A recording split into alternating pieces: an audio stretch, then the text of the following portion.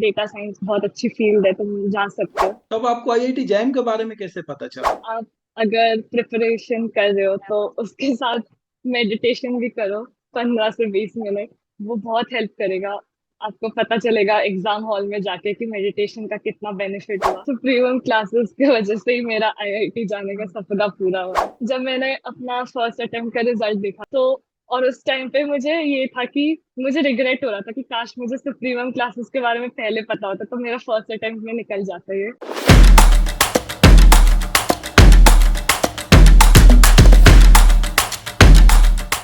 Hello everyone, आप सभी का सुप्रीमम क्लासेज में स्वागत है।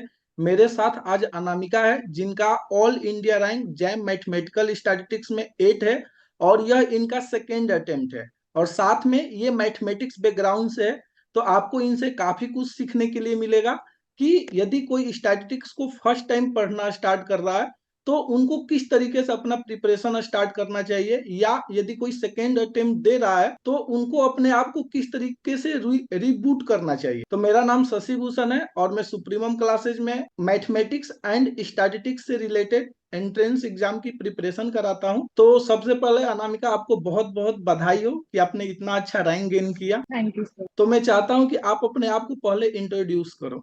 तो मेरा नाम अनामिका है। तो I am from Noida, Delhi NCR, and मैंने अपनी ग्रेजुएशन की है जीसस एंड मेरी कॉलेज यूनिवर्सिटी ऑफ दिल्ली से, और मैंने बीएससी मैथमेटिक्स करी। ओके, तो ये आपका बीएससी आपका मैथमेटिक्स में हुआ है, तो आपने स्टैटिस्टिक्स के लिए कैसे प्लान किया? तो सर मतलब मैथ्स में बीएससी से पहले मुझे डेटा साइंस का आइडिया था। तो मैंने सोचा था कि मैथ्स में बीएससी करके मैं data science line like field में चली जाऊंगी। और फिर जब मैं कॉलेज में गई तो डेटा साइंस के बारे में बहुत अवेयरनेस थी, तो टीचर्स ने मेरे को मैंने टीचर से बात की थी, तो टीचर्स भी बोल रहे थे कि डेटा साइंस बहुत अच्छी फील्ड है, तुम जा सकते हो। तो मैंने उनसे पूछा था कि अब मैं मास्टर्स किस में करूँ, डेटा साइंस में करूँ या स्टैटिस्टिक्स में। तो सबने रिकमेंड किया कि स्टैटिस्टिक्स में करो, वो बेटर होगा, क्योंकि डेटा साइंस में एक स्पेशलाइज्ड फील्ड हो जाएगा, बट स्टैटिस्टिक्स में करोगे तो बहुत ऑप्शंस ओपन रहेंगे डेटा साइंस के अलावा भी। तो उस टाइम मैंने डिसाइड किया कि स्टैटिस्टिक्स में करूंगी मास्टर्स। तब आपको आईआईटी जैम के बारे में कैसे पता चला? मैं अपने सेकेंड ईयर में मैं थोड़ा ढूंढ रही थी कि स्टैटिस्टिक्स में मास्टर्स किस कॉलेज में हो सकता है, तो तब मुझे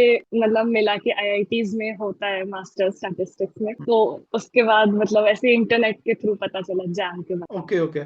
तो ये आपने आपका तो ये सेकेंड अटेम्प्ट था, तो जब आपने जो फर्स्ट अटेम्प्ट दिया होगा तो उसमें आपका क्या मेजर मिस्टेक्स रहा होगा?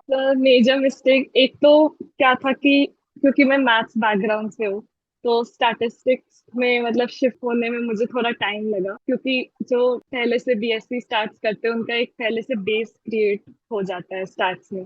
पर मेरा कोई स्टैटिस्टिक्स में बेस था नहीं, तो मेरे लिए पूरा ही नया नया सा था। तो उसमें मुझे थोड़ा टाइम लग गया ऐसे बेस क्रिएट करने में। और फिर एक और मेजर मिस्टेक था कि नवंबर में मेरे सेमेस्टर के एग्जाम्स थे, तो उसमें क्या हुआ था कि मैंने जैम का कुछ प्रिपेयर ही नहीं किया था, मतलब कुछ पढ़ाई नहीं करी थी जैम के लिए।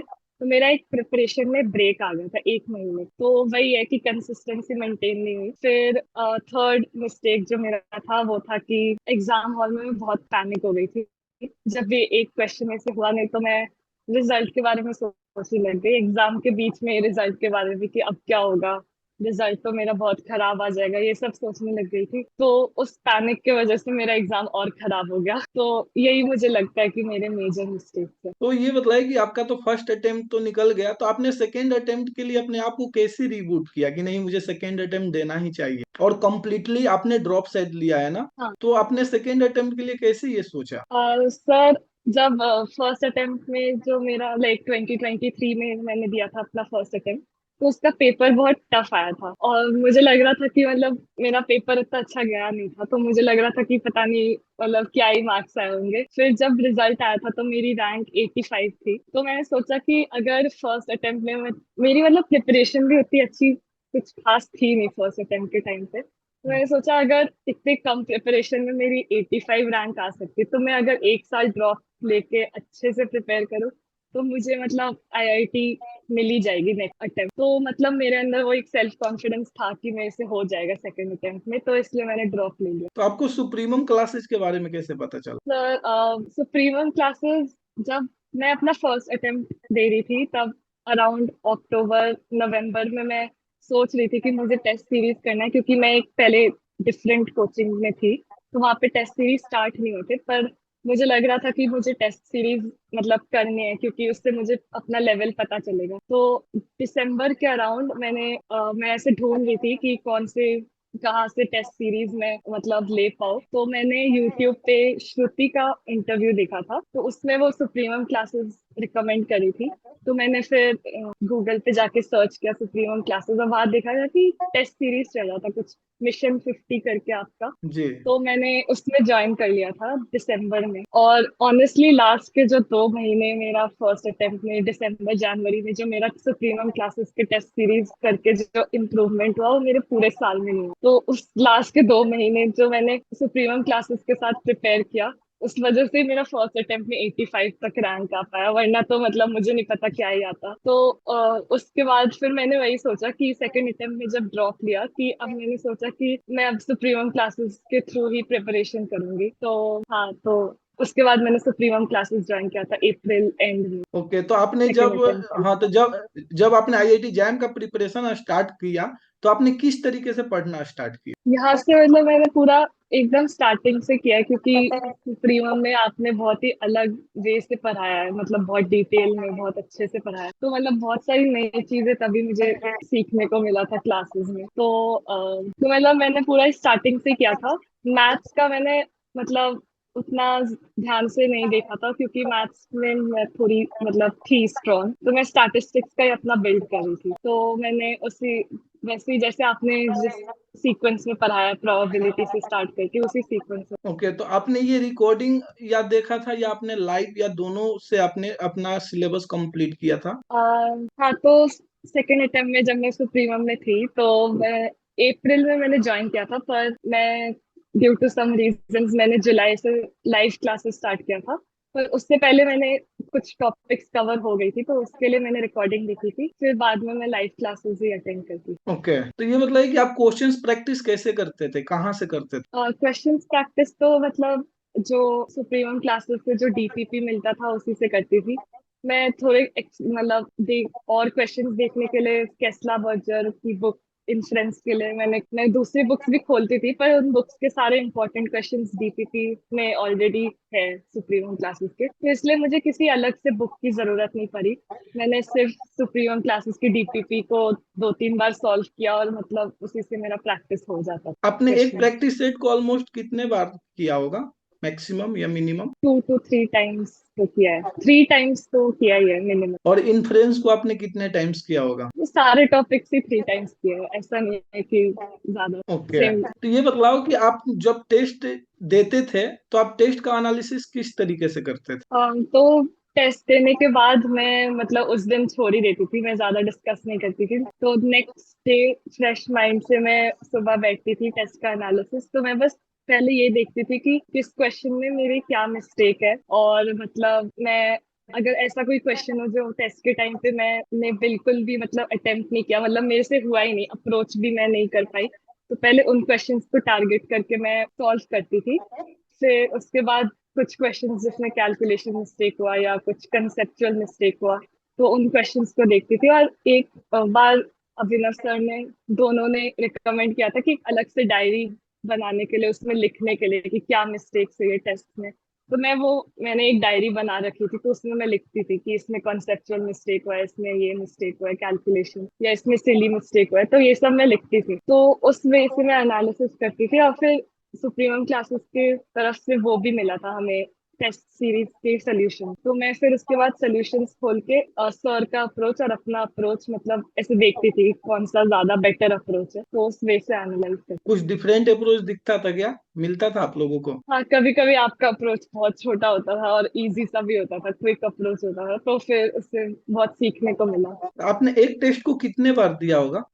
3 बार तो दिया है, 2 बार ऐसे ही टेस्ट की तरह पोर्टल पे दिया, और थर्ड टाइम बस रिवीजन करते टाइम दिया था ऐसे ही नॉर्मली। आप ये बताओ कि आप किस तरीके से रिवीजन करते थे जब आपका पूरा सिलेबस अच्छे से कंप्लीट हो गया था और आपको लगने लगा था कि हाँ, मेरी प्रिपरेशन अब ऑलमोस्ट कंप्लीट हो चुकी है, अब मुझे रिवीजन की थोड़ी बहुत जरूरत है, तब किस तरीके से उस टाइम पर रिवीजन और एनालिसिस करना स्टार्ट? हाँ, तो ये आप जैसे बोलते थे कि एक टॉपिक उठाओ और उसके बारे में जो जो आता है, जो जो याद है वो सब लिखो। तो मैं एक टॉपिक उठा के सब लिखती थी शीट पे, और कभी कभी वो भी लिखती थी जो क्वेश्चन उस टॉपिक से रिलेटेड मेरे से हुए नहीं टेस्ट के टाइम पे, तो वो क्वेश्चंस भी मैं लिखती थी कि ये वाला क्वेश्चन नहीं हुआ था मेरे से। और जो जितना भी उस टॉपिक से रिलेटेड कॉन्सेप्ट है सब लिखती थी, और फिर उसके बाद मैं अपने नोट्स खोलती थी और मैं देखती थी कि कुछ मतलब टैली करती थी, कुछ मिस तो नहीं हो गया कि जो मैंने नोट्स में लिखा हुआ है पर मैंने शीट पे नहीं लिखा, वो तो मैं वो सब ऐसे करके मैं रिवाइज करती थी। तो मतलब नहीं। ये नहीं कि डायरेक्टली पहले नोट्स खोलती, मैं पहले शीट पे लिखती थी फिर उसके बाद नोट्स खोलती। तो आपने हर एक लेक्चर के साथ नोट्स भी बनाया था क्या? हाँ हाँ सर। तो उसकी जरूरत पड़ी आगे? हाँ सर, बहुत परी क्योंकि आप क्लास में बहुत कुछ वो मतलब इम्पोर्टेंट चीजें बोलते थे जो मतलब लिखने की जरूरत तो पड़ती थी वो नोट्स में, तो फिर और वो याद भी नहीं रहता अगर मतलब नोट्स नहीं बनाओ क्लास में, तो फिर इम्पोर्टेंट चीजें याद नहीं रहता, तो इसलिए मैं नोट्स बनाती थी क्लास में। ठीक है, ये बताओ कि आप जनवरी और ये जो फर्स्ट वीक ऑफ फरवरी है, आपने अपने आप को इस पीरियड में कैसे प्रिपेयर किया? क्योंकि मैक्सिमम बच्चे पैनिक होने लगते हैं या डरने लगते हैं क्योंकि एग्जाम का डेट नजदीक आने लगता है। तो आपने इस पीरियड में अपने आप को कैसे रेडी? तो मैं एक तो मतलब मैं जब अपना प्रिपरेशन मैंने स्टार्ट किया था सेकेंड अटेम्प्ट के लिए, मैंने स्टार्टिंग से ही मतलब मेडिटेशन स्टार्ट कर दिया था, मतलब प्रिपरेशन के साथ साथ मेडिटेशन भी मैं रोज 15 से 20 मिनट करती थी। तो इस मेडिटेशन से यही बेनिफिट हुआ कि मैं पैनिक मतलब मुझे बिल्कुल नहीं हुआ जनवरी में या फेब्रवरी में भी, मतलब थोड़ा सा नर्वसनेस होती थी पर वो मतलब चला जाता था, मतलब उतना पैनिक नहीं होती थी। तो जनवरी में तो मैंने अपना जो रिवीजन किया था वो पूरे ही टेस्ट जो जितने फुल लेंथ टेस्ट मैंने दिए थे सुप्रीमम से, मतलब सारे टेस्ट को मतलब देख देख के डेफिनेशन से हर एक क्वेश्चन को कनेक्ट करके, तो उस वजह से मैंने रिवाइज किया था। मतलब नोट्स तो मैंने बिल्कुल नहीं खोले थे, मैंने सिर्फ टेस्ट के थ्रू ही रिवाइज किया था। और फेब्रवरी के फर्स्ट वीक में प्रीवियस ईयर पेपर्स उठा लिए थे 2016 टू 2023 के, और उसके मैंने सारे like each and every question में डेफिनेशन से कनेक्ट करके देखती थी कि कैसे हो रहा है डेफिनेशन से कनेक्ट करके। तो हाँ, तो बस ऐसे रिवाइज किया था। ओके, आपने पीवाईक्यू कितने टाइम्स किया हो? इस साल इस बार के एग्जाम के लिए मैंने शायद बस 3 या 4 बार किया था, बट जब मैंने अपना फर्स्ट अटेम्प्ट किया था तब मैंने ऑलमोस्ट 10 बार किए थे। ओके, उस समय ज्यादा क्वेश्चंस करने के लिए नहीं होंगे इसलिए बार बार पीवाईक्यू कर रही थी। हाँ ओके। हाँ, क्योंकि सर उस टाइम पे मेरे पास क्वेश्चन मतलब थे ही नहीं और कुछ पीवाईक्यू के अलावा, तो मैं वही पीवाईक्यू पे ही करी। तो ये मतलब कि जो एग्जाम के ये जो पहला 5 डेज पहले का ये जो टाइम पीरियड होता है, इसको कैसे हम्म। मैनेज किया? क्या लास्ट तक आप पढ़ती रही कि बीच में पढ़ाई एग्जाम के पास आने के बाद आपने छोड़ दिया था? तो सर मैंने पढ़ाई ऑलमोस्ट 4 दिन पहले छोड़ दिया था, मतलब मैं बुक्स वगैरह सब मैंने मतलब हटा ही दिए थे अपने टेबल से, मैंने पढ़ाई छोड़ दिया था। मैं बस मतलब नॉर्मली अपने पेरेंट्स के साथ मतलब कुछ अगर उनके साथ काम हो तो उनके उनकी हेल्प कर लेती थी, मेडिटेशन करती थी, थोड़ा ऐसे घूमने चले जाती थी पार्क में, तो मतलब पढ़ाई तो मैंने छोड़ दिया था। ओके। तो जो जैम 2025 के लिए प्रिपरेशन कर रहे हैं, आप उनको अपने तरफ से क्या मैसेज देना चाहते हो? मैसेज बस यही दूंगी कि आप अगर प्रिपरेशन कर रहे हो तो उसके साथ मेडिटेशन भी करो 15 से 20 मिनट, वो बहुत हेल्प करेगा।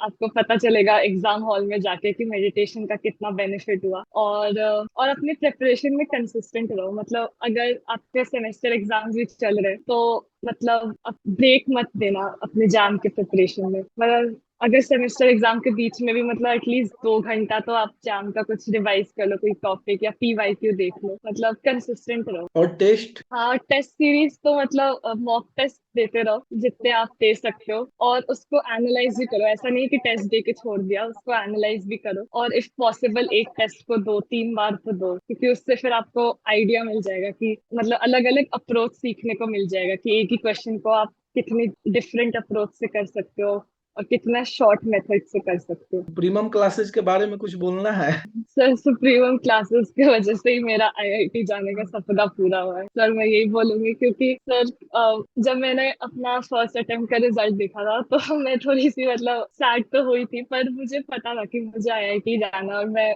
मतलब मेरे में सेल्फ कॉन्फिडेंस था कि हाँ मैं आईआईटी जाने के लिए केपेबल हूँ। तो और उस टाइम पे मुझे ये था कि मुझे रिग्रेट हो रहा था कि काश मुझे सुप्रीमम क्लासेस के बारे में पहले पता होता, तो मेरा फर्स्ट अटेम्प्ट में निकल जाता ये। पर सुप्रीमम क्लासेस की वजह से ही मेरा मतलब ये सपना पूरा हुआ है। और क्योंकि आप और अभिनव सर ने इतनी हेल्प किया है, मतलब डाउट्स तो कभी भी पूछ लो 24/7, आप लोग इतना मतलब 1 मिनट में आपका रिप्लाई आ जाता है। और डीपीपीज भी इतने अच्छे लेवल के थे कि अगर डीपीपी कर लो तो किसी बुक की जरूरत ही नहीं पड़ी मुझे। फिर टेस्ट सीरीज भी मतलब इतना अच्छा था, और आप लोगों ने इतनी मेहनत करी है कि आपने टेस्ट सीरीज का भी सोल्यूशन बना के दिया डिटेल में। तो आई डोंट थिंक ऐसा कोई किसी भी कोचिंग में करता होगा, मतलब आपकी तरह मेहनत मैंने किसी भी कोचिंग में नहीं देखा है कि कोई टीचर करता है। तो थैंक यू सर। चलो वेलकम। और आपका बहुत बहुत धन्यवाद कि आप इस प्लेटफॉर्म पे आए और सबको गाइड किए। और एक बार फिर से आपको बहुत बहुत बधाई हो और best of luck for your future. Thank you sir.